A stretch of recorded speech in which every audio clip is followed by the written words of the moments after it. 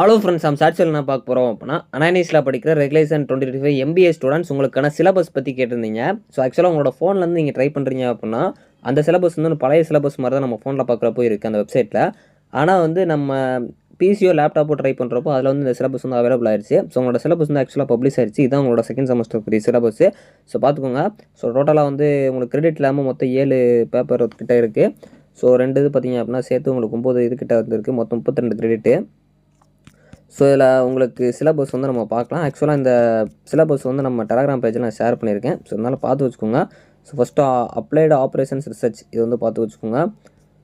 So அதுக்கப்புறம் உங்களுக்கான சிலபஸில் வந்து பார்த்திங்க அப்படின்னா ஃபைனான்சியல் மேனேஜ்மெண்ட் வந்து கொடுத்துருக்காங்க. ஸோ அடுத்து பார்த்திங்க அப்படின்னா ஹியூமன் ரிசோர்ஸ் மேனேஜ்மெண்ட் HRM வந்து இருக்குது. ஸோ அடுத்து பார்த்திங்க அப்படின்னா ஆப்ரேஷன்ஸ் மேனேஜ்மெண்ட் வந்து இருக்குது.